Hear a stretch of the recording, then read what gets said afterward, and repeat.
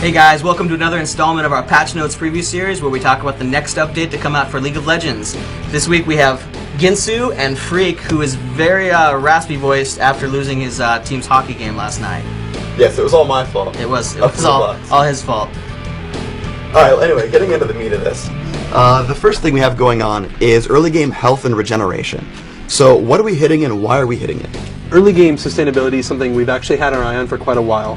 We've just kind of been on some higher priority stuff. Essentially, it just boils down to we feel like there's too much health and health regeneration available to players early in the game, especially as you compare to the amount of damage you can output, which is exceptionally low from levels like 1 to 3 or so.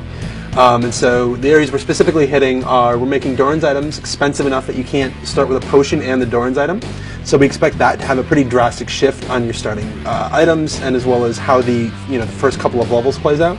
And as well, we're putting some small nerfs on the Veteran Scars Mastery, Health Quintessences, and the Strength of Singe Mastery.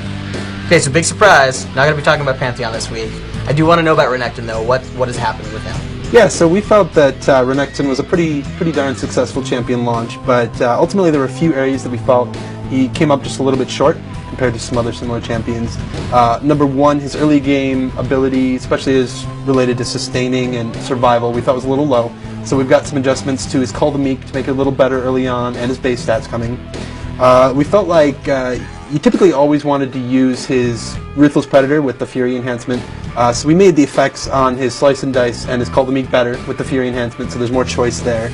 And we also want to increase his very late game scaling a little bit too. We felt like he's very solid mid-game, but kind of fell off a little bit toward the end. So we gave him some ratio boosts and a % armor shred instead of a flat amount. We feel like these changes will help Renekton a lot. We have another systemic change to mana regeneration. The Mastery, the Runes, and Base Champion regen are all changing.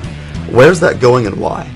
Yeah, we're doing a systemic mana regeneration change. Ultimately, what it came down to is that you simply got too much mana regeneration from Runes and Masteries. And so what this resulted in is a case where there's just too big of a difference between players that don't have it and players that do. So new Summoners, like a level 1 player, the mana regeneration pacing just simply wasn't right. On the other hand, if you're a player that continues to take these Runes and Masteries, you're not going to notice much difference. So in general, it's just to sort of close the gap between players that take these Runes and Masteries and players that don't. Okay, so last week we touched on Rammus, but are we actually nerfing him this week? Okay. Thanks for tuning in to episode 3 of our Patch Preview series. Please like up top, subscribe down below, and don't forget to comment. It's actually subscribe up top and comment and like below. That's what I said.